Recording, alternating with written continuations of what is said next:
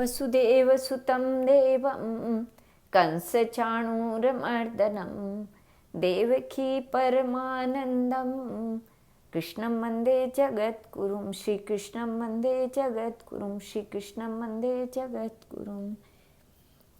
श्री नारद जी ने कहा, राजन, श्री राधिका की तुलसी सेवा से निमित्त की गई तपस्या को जानकर उनकी प्रीति की परीक्षा लेने के लिए एक दिन भगवान श्री कृष्ण वृषभानुपुर में गए। उस समय उन्होंने अद्भुत गोपांगना का रूप धारण कर लिया था। चलते समय उनके पैरों से नुपुरों की मधुर झनकार हो रही थी। कटी की करधनी में लगी हुई क्षुद्र घंटिकाओं की भी मधुर खनखनाहट सुनाई पड़ती थी। अंगुलियों में मुद्रिकाओं की अपूर्व शोभा थी।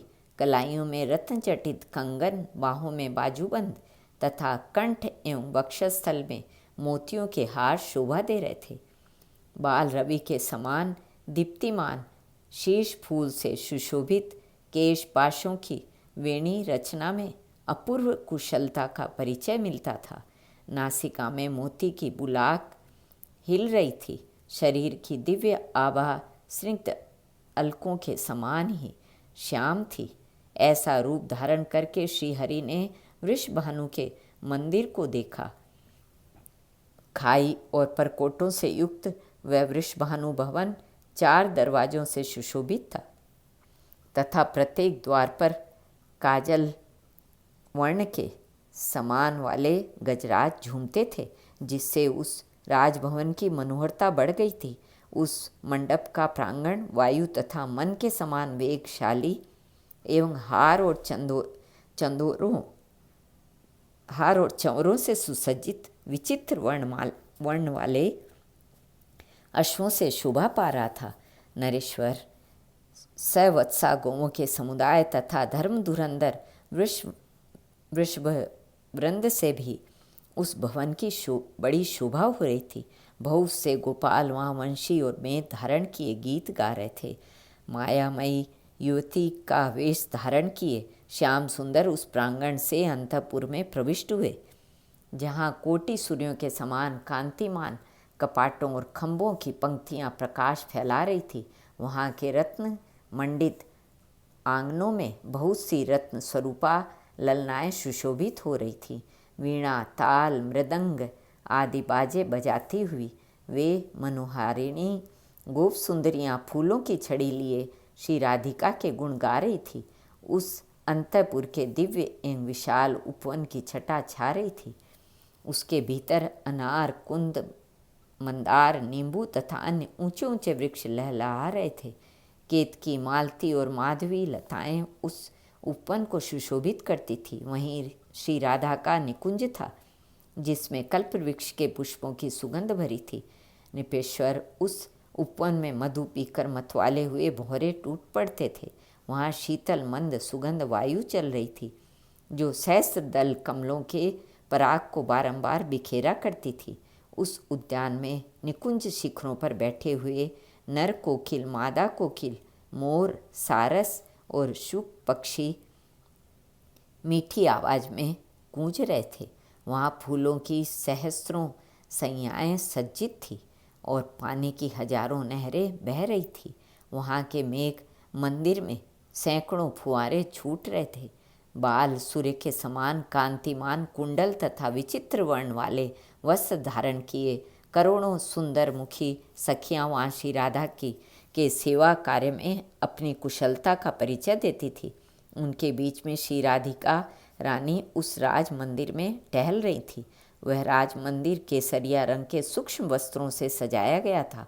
वहाँ की भूमि पर पर्वतीय पुष्प, जलज पुष्प तथा स्थल पर होने वाले बहुत से पुष्प और कोमल पल्लव इतनी अधिक संख्या में बिछाए गए थे कि वहाँ पांव रखने पर गुल्फ घुट्टी तक का भाग ढक जाता था। मालती के मकरंदों की बूंदें वहाँ झड़ती रहती थी। ऐसे आंगन में करोड़ों चंद्रों के समान कांतिमती कोमलांगी एवं कृशांगी श्री राधा धीरे धीरे अपने कोमल चरणारविंदों का संचालन करती हुई घूम रही थी। मणि मंदिर के आंगन में आई हुई उस नवीना गोप सुंदरी को वृषभानुनंदिनी श्री राधा ने देखा। उसके तेज से वहाँ की समस्त ललनाएं हतप्रभ हो गई।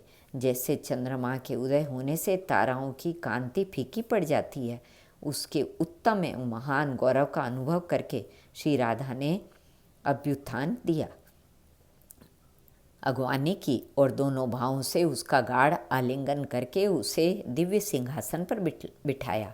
फिर लोक रीति के अनुसार जल आदि उपचार अर्पित करके उसका सुंदर पूजन आरंभ किया। श्री राधा जी बोली, सुंदरी सखी, तुम्हारा स्वागत है। मुझे शीघ्र ही अपना नाम बताओ। तुम स्वतः आज यहाँ आ गई, यह मेरे लिए महान सौभाग्य की बात है। इस भूतल पर तुम्हारे समान दिव्य रूप वाला कहीं दर्शन नहीं होता। शुभ्रू, जहाँ तुम जैसी सुंदरी निवास करती है वह नगर निश्चय ही धन्य है। देवी, अपने आगमन का कारण विस्तार पूर्वक बतलाओ। मेरे योग्य जो कार्य हो वह तुम्हें अवश्य कहना चाहिए। तुम अपनी माँ की चितवन सुंदर दीप्ति, मधुर वाणी, मनोहर मुस्कान, चाल ढाल और आकृति से इस समय मुझे श्रीपति के सदृश दिखलाई देती हो। शुभे, तुम प्रतिदिन मुझसे मिलने के लिए आया करो। यदि न आ सको तो मुझे ही अपने निवास स्थान का संकेत प्रदान करो। जिस विधि से हमारा तुम्हारे साथ मिलना संभव हो वह विधि तुम्हें सदा उपयोग में लानी चाहिए। हे सखी, तुम्हारा यह शरीर मुझे बहुत प्यारा लगता है, क्योंकि मेरे प्रियतम श्री ब्रजराज नंदन की आकृति तुम्हारी ही जैसी है, जिन्होंने मेरे मन को हर लिया है। अतः तुम मेरे पास रहो। जैसे भुजाई अपनी ननद को प्यार करती है, उसी प्रकार मैं तुम्हारा आदर करूँगी। श्री नारद जी कहते हैं, राजन, यह सुनकर माया से युवती का वेश धारण करने वाले भगवान श्री कृष्ण ने कमल नयनी राधा से इस प्रकार कहा। श्री भगवान बोले, रंभुरु, नंदनगर गोकुल में नंद भवन से उत्तर दिशा में मेरा निवास है। मेरा नाम गोप देवी है। मैंने ललिता के मुख से तुम्हारी रूप माधुरी और गुण माधुरी का वर्णन सुना है। अतः हे चंचल लोचनों वाली सुंदरी, मैं तुम्हें देखने के लिए यहाँ तुम्हारे घर चली आई हूँ। कमल लोचने, जहाँ ललित लवंग लता की सुस्पष्ट सुगंध छा रही है, जहाँ के गुंजा निकुंज में मधुपों की मधुर ध्वनि से युक्त कुंज पुंज खिल रहे हैं, वह श्रुति पथ में आया हुआ तुम्हारा नित्य नूतन दिव्य नगर आज अपनी आँखों से देख लिया। इसके समान सुंदर तो देवता इंद्र की पूरी अमरावती भी नहीं होगी। श्री नारद जी कहते हैं, मिथिलेश्वर, इस प्रकार दोनों प्रिया प्रियतम का मिलन हुआ। वे परस्पर प्रीति का परिचय देते हुए वहाँ उपवन में शोभा पाने लगे। पुष्पमय कंदुक गेंद के खेल खेलते हुए वे दोनों हंसते और गीत गाते थे। वन के वृक्षों को देखते हुए वे इधर उधर विचरने लगे। राजन, कला कौशल से संपन्न कमल लोचना राधा को संबोधित करके गोप देवी ने मधुर वाणी से कहा।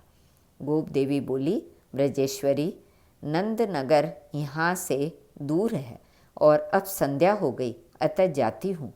कल प्रातःकाल तुम्हारे पास आऊँगी, इसमें संशय नहीं है।